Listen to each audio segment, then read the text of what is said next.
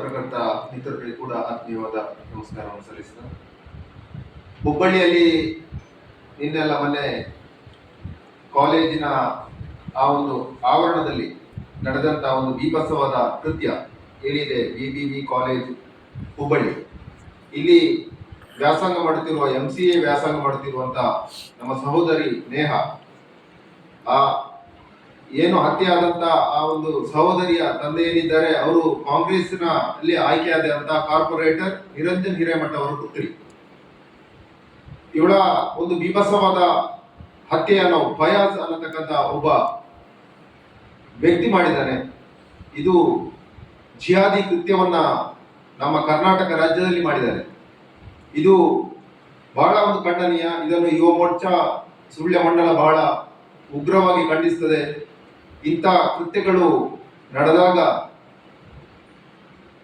ನಮ್ಮ ಸಹೋದರಿಯರು ಈ ಕಾಲೇಜಲ್ಲಿ ಇನ್ನು ಮುಂದೆ ಯಾವ ರೀತಿ ವಿದ್ಯಾಭ್ಯಾಸ ಮಾಡಬಹುದು ಅನ್ನತಕ್ಕಂಥ ಒಂದು ಚಿಂತನೆ ನಮಗೆಲ್ಲರೂ ಕೂಡ ಪ್ರಾರಂಭ ಆಗಿದೆ. ನಾವೆಲ್ಲ ಯೋಚನೆಯನ್ನ ಮಾಡಬೇಕು. ಈ ಘನ ಸರ್ಕಾರ ಏನಿದೆ, ಈಗ ರಾಜ್ಯದಲ್ಲಿ ಆಡಳಿತ ಮಾಡತಕ್ಕಂಥ ಕಾಂಗ್ರೆಸ್ ಸರ್ಕಾರ ಏನಿದೆ, ಇದು ಯಾವುದೇ ಒಬ್ಬ ವ್ಯಕ್ತಿ ಹೇಳಿ ಕೂಡ ಭಯಭೀತವಾಗಿ ಬದುಕುವಂತ ಒಂದು ವ್ಯವಸ್ಥೆ, ಒಂದು ವಾತಾವರಣವನ್ನು ನಿರ್ಮಾಣ ಮಾಡ್ತಾ ಇದೆ. ಇದನ್ನ ಉಗ್ರವಾಗಿ ಯುವ ಮೋರ್ಚಾ ಖಂಡಿಸುತ್ತದೆ. ಭಾರತೀಯ ಜನತಾ ಪಾರ್ಟಿಯ ಎಲ್ಲ ಯುವಕರ ತಂಡ, ಯುವ ಮೋರ್ಚಾದ ತಂಡ ಇದನ್ನು ಉಗ್ರವಾಗಿ ಖಂಡಿಸ್ತಾ ಇದೆ. ನಾವೆಲ್ಲರೂ ಕೂಡ ಮಾಧ್ಯಮದಲ್ಲಿ ನೋಡಿರ್ಬೋದು, ಇವತ್ತು ನಮ್ಮ ಸರ್ಕಾರದ ಮುಖ್ಯಮಂತ್ರಿಗಳು ಈ ಒಂದು ವಿಷಯವನ್ನ ಬಹಳಷ್ಟು ಒಂದು ಸಣ್ಣ ವಿಷಯವನ್ನಾಗಿ ಪರಿಣಮಿಸಿ ಅವರು ಏನೊಂದು ಹೇಳಿಕೆಯನ್ನು ಕೊಡ್ತಾರೆ, ಇದೊಂದು ವೈಯಕ್ತಿಕ ವಿಷಯ ಅನ್ನತಕ್ಕಂಥ ಹೇಳಿಕೆಯನ್ನು ಕೊಡ್ತಾರೆ. ಒಂದು ಸರ್ಕಾರದ ಒಂದು ಒಳ್ಳೆಯ ಹುದ್ದೆಯನ್ನು ಅಲಂಕರಿಸಿದಂತ ಒಬ್ಬ ವ್ಯಕ್ತಿ ಈ ತರದ ಒಂದು ಹೇಳಿಕೆಯನ್ನು ಕೊಟ್ಟಾಗ ನಮ್ಮ ಸಾಮಾನ್ಯ ಮನುಷ್ಯರು, ಈ ಸರ್ಕಾರದ ಅಡಿಯಲ್ಲಿ ಇರತಕ್ಕಂಥ ಪ್ರಜೆಗಳು, ಒಬ್ಬ ವಿದ್ಯಾರ್ಥಿಗಳು ಯಾವ ರೀತಿ ಬದುಕಬೇಕು, ಇದನ್ನ ಆಲೋಚನೆಯನ್ನ ಮಾಡಬೇಕು. ಸರ್ಕಾರ ಈ ಏನು ಹತ್ಯೆಯನ್ನ ಮಾಡಿದ್ದಾನೆ, ಕೂಡಲೇ ಇದರ ಬಗ್ಗೆ ಕ್ರಮವನ್ನು ಕೈಗೊಳ್ಳಬೇಕು. ಇದು ಈಗ ಚುನಾವಣಾದ ಒಂದು ವಿಷಯದ ಕಾರಣ ನಾವು ಯಾವುದೇ ಒಂದು ಹೋರಾಟಗಳನ್ನ ಮಾಡಲಿಕ್ಕೆ ವ್ಯವಸ್ಥೆಗಳಿಲ್ಲ.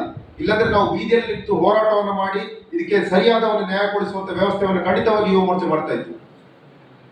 ಅದೇ ಪರಮೇಶ್ವರ್ ಒಬ್ಬ ಘನ ಸರ್ಕಾರದ ಒಬ್ಬ ಹುದ್ದೆಯಲ್ಲಿ ಇದ್ದುಕೊಂಡು ಒಬ್ಬ ವ್ಯಕ್ತಿ ಹೇಳ್ತಾನೆ, ಅವನು ಆಕಸ್ಮಿಕವಾಗಿ ಅವರ ವೈಯಕ್ತಿಕ ವಿಷಯಕ್ಕಾಗಿ ಆದಂತ ಕೊಲೆ ಅಂತ. ಅವರ ಮನೆಯಲ್ಲಿ ಆದಂತ ವ್ಯವಸ್ಥೆಗಳು ಆಗ್ಬೇಕಿತ್ತು, ಆಗ ಅವರಿಗೆ ಅರ್ಥ ಆಗ್ತಿತ್ತು ಇದು ಯಾವ ರೀತಿಯ ಕೊಲೆ ಅಂತ.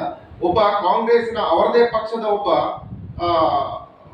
ಚುನಾವಣಾ ಪ್ರತಿನಿಧಿಯ ಮಗಳಿಗೆ ಆದಂತ ಅನ್ಯಾಯವನ್ನ ಇವತ್ತು ಭಾರತೀಯ ಜನತಾ ಪಾರ್ಟಿ ಖಂಡಿಸುವಂತ ಪರಿಸ್ಥಿತಿ ನಿರ್ಮಾಣ ಆಗಿದೆ ಅಂತ ಹೇಳಿದ್ರೆ ನಮ್ಮ ವಾತಾವರಣ, ನಮ್ಮ ಸರ್ಕಾರ ಯಾವ ರೀತಿ ಅಂತ ತಿಳ್ಕೊಳ್ಬೇಕು ನಾವು.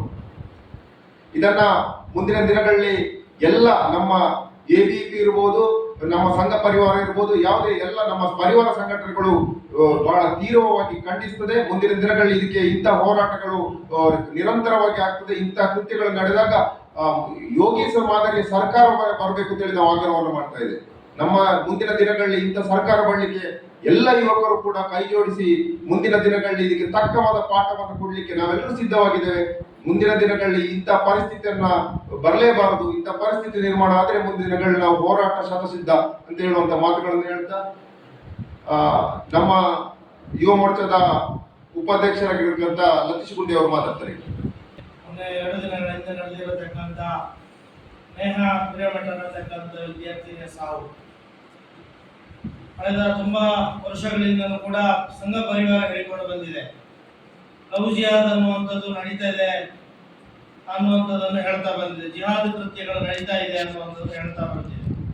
ಆದರೆ ಬಂದಿರತಕ್ಕಂಥ ಸರ್ಕಾರ ತನ್ನ ವೋಟು ಬ್ಯಾಂಕಿಗೋಸ್ಕರ ಇವತ್ತು ಅವೆಲ್ಲವನ್ನು ಕೂಡ ಅವರನ್ನು ನಮ್ಮ ಸಹೋದರರು ಅನ್ನುವ ರೀತಿಯಲ್ಲಿ ಬಿಂಬಿಸಿಕೊಂಡು ಇವತ್ತು ಅವರನ್ನು ಪ್ರೋತ್ಸಾಹಿಸ್ತಕ್ಕಂಥ ಕೆಲಸವನ್ನು ಮಾಡ್ತಾ ಇದೆ.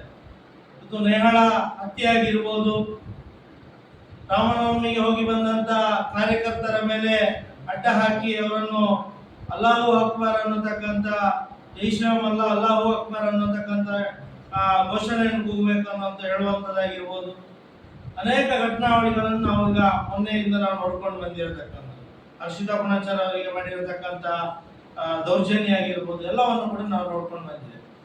ಇಂತಹ ಒಂದು ಮನಗಟ್ಟಿರತಕ್ಕಂಥ ಸರ್ಕಾರ ಅಂತ ಹೇಳುವಂತ ನಾವು ಅದನ್ನು ಹೇಳ್ಬೋದು. ಇವತ್ತು ಇಷ್ಟೆಲ್ಲ ಅನ್ಯಾಯಗಳು, ದೌರ್ಜನ್ಯಗಳು ಒಂದು ವರ್ಗದ ಕಡೆಯಿಂದ ಆಗ್ತಾ ಇದ್ರು ಕೂಡ ಅದವರ ಮೇಲೆ ಯಾವುದೇ ಕಠಿಣವಾಗಿರತಕ್ಕಂಥ ಕ್ರಮವನ್ನು ಕೈಗೊಳ್ಳಲಿಕ್ಕೆ ಅವರಿಗೆ ಇವತ್ತು ಆಗ್ತಾ ಇಲ್ಲ. ಅವರಿಗೆ ಯಾವುದೇ ಶಿಕ್ಷಣವನ್ನು ಒಳಪಡಿಸಲಿಕ್ಕೆ ಕೂಡ ಇವರಿಗೆ ಇವತ್ತು ಕಷ್ಟ ಆಗ್ತಿದೆ. ಹಾಗಾಗಿ ಮುಂದಿನ ದಿನಗಳಲ್ಲಿ ಯುವ ಶಕ್ತಿ ಒಂದಿಷ್ಟು ಯೋಚನೆಯನ್ನು ಮಾಡಬೇಕು. ಯಾರಿಗೆ ಮತವನ್ನು ಹಾಕಿ ಯಾರನ್ನು ಗೆಲ್ಲಿಸಿದ್ರೆ ಈ ರಾಜ್ಯ ಸುಭದ್ರವಾಗಿರ್ಲಿಕ್ಕೆ ಸಾಧ್ಯ ಅನ್ನುವಂಥದ್ದನ್ನು ನಮ್ಮ ಯುವಜನತೆ ಯೋಚನೆಯನ್ನು ಮಾಡಿಕೊಂಡು ಮುಂದಿನ ದಿನಗಳಲ್ಲಿ ಅರ್ಹ ವ್ಯಕ್ತಿಗಳ ಆಯ್ಕೆಯನ್ನು ಮಾಡಿಕೊಂಡು ಈ ಭಾಗದಲ್ಲಿ ಮತ್ತೆ ಯಾವುದೇ ಕೃತ್ಯಗಳು ನಡೆಯದ ರೀತಿ ನಮ್ಮ ಮನೆ ಹೆಣ್ಣು ಮಕ್ಕಳಿಗೆ ರಕ್ಷಣೆ ಸಿಗುವಂತೆ ಆಗಬೇಕು ಅಂತ ಹೇಳೋ ದೃಷ್ಟಿಯಿಂದ ಮುಂದೆ ಉತ್ತಮವಾಗಿರತಕ್ಕಂಥ ನಾಯಕರನ್ನು ಆಯ್ಕೆ ಮಾಡಬೇಕು. ಹಾಗೇನೆ ಈ ಸರ್ಕಾರ ಇಂಥ ಘಟನಾವಳಿಗಳು ಮತ್ತೆ ಮುನ್ನಡೀತಾ ಬಂದ್ರೆ ಇಡೀ ಯುವ ಜನತೆ ಯುವ ಮೋರ್ಚಾ ರಸ್ತೆಯಲ್ಲಿ ನಿಂತು ಅದನ್ನು ಪ್ರತಿಭಟಿಸತಕ್ಕಂಥ ಕೆಲಸವನ್ನು ಕೂಡ ಮುಂದೆ ಮಾಡಲಿಕ್ಕಿದೆ ಅಂತ ಹೇಳುವಂತ ಹೇಳ್ತಾ ಇದ್ದಾರೆ. ಇತ್ತೀಚೆಗೆ ಪ್ರತಿಭಟನೆಯಲ್ಲಿ ಅವಳ ತಾಯಿ ನಮ್ಮನ್ನು ಮೋದಿ ಹತ್ರ ಕರ್ಕೊಂಡು ಹೋಗಿ ಇಲ್ಲಿಂದ ಸಂಸದರಲ್ಲಿ ನೀಡಿದರು. ಅವರ ಭರವಸೆಯನ್ನು ನೀಡಿದರು ಸಂಸದರು. ಇದುವರೆಗೂ ಅದು ಕೈಗೂಡಿಲ್ಲ. ಅದಕ್ಕೆ ಯುವ ಮೋರ್ಚಾ ಯಾವ ರೀತಿಯ ನಿಲುವು ವಿದ್ಯಾರ್ಥಿ ಪರಿಷತ್ ಹೋರಾಟವನ್ನು ಮಾಡಿ ಆ ಒಂದು ಸಂದರ್ಭದಲ್ಲಿ ಆ ಆರೋಪಿ ಏನು ಆ ಒಂದು ತನಿಖೆ ಅದು ಒಂದು ಹಂತದಲ್ಲಿ ಆಗ್ತಾ ಇತ್ತು.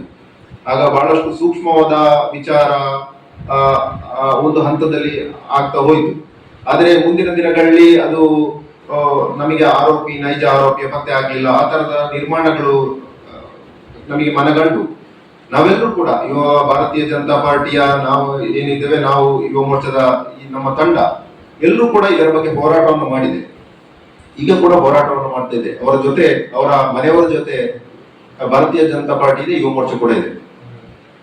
ಆದ್ರೆ ಇವಾಗ ಆ ಮನೆಯವರು ಏನು ಮೋದಿಯವರ ಹತ್ರ ಕರ್ಕೊಂಡು ಹೋಗ್ಬೇಕು ಅಂತ ಹೇಳಿ ನಮ್ಮ ಸಂಸದ ಹತ್ರ ಕೇಳಿಕೊಂಡರು.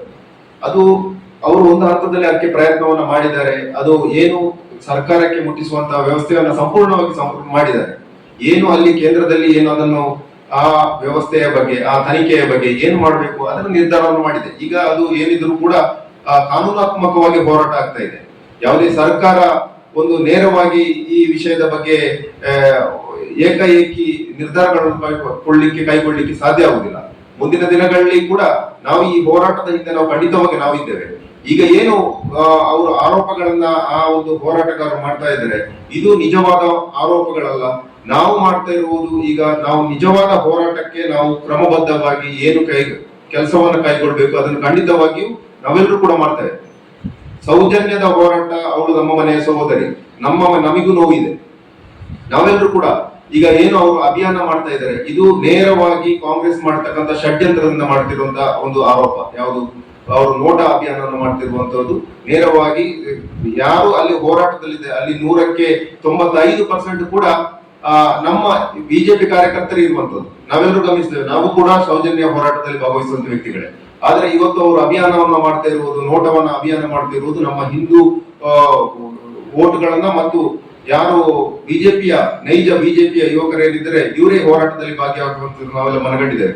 ಇಂಥ ವೋಟನ್ನ ಅವರು ಡಿವೈಡ್ ಅನ್ನ ಮಾಡಿ ಈ ಒಂದು ಒಟ್ಟು ವ್ಯವಸ್ಥೆಯನ್ನ ಅಲ್ಲೋಲ ಕಲ್ಲೋಲ ಮಾಡುವಂತ ಒಂದು ವ್ಯವಸ್ಥೆ ಮಾತ್ರ ಆಗಿದೆ. ಬಿಟ್ರೆ ಸೌಜನ್ಯರಿಗೆ ನ್ಯಾಯಕ್ಕಾಗಿ ಖಂಡಿತವಾಗಿ ಅವರು ಹೋರಾಟ ಮಾಡ್ತಾ ಇಲ್ಲ. ಅವರು ಒಂದು ವ್ಯವಸ್ಥೆಯ ವಿರುದ್ಧವಾಗಿ ಹೋರಾಟವನ್ನು ಮಾಡ್ತಾ ಇದ್ದಾರೆ. ಖಂಡಿತವಾಗಿ ನಾವೆಲ್ಲರೂ ಕೂಡ ಇದಕ್ಕೆ ಯಾವುದಕ್ಕೂ ಕೂಡ ನಾವು ಎದುರುದಿಲ್ಲ. ಮುಂದಿನ ದಿನಗಳಲ್ಲಿ ಸೌಜನ್ಯ ಪರವಾಗಿ ನಾವು ಕೂಡ ಹೋರಾಟವನ್ನು ಮಾಡ್ತೇವೆ. ಅವರಿಗೆ ನ್ಯಾಯ ಸಿಗ್ಲಿಕ್ಕೆ ಏನು ನಮ್ಮಿಂದ ವ್ಯವಸ್ಥೆ ಆಗುತ್ತೆ ಅದನ್ನು ನಾವು ಖಂಡಿತವಾಗಿ ಮಾಡ್ತೇವೆ.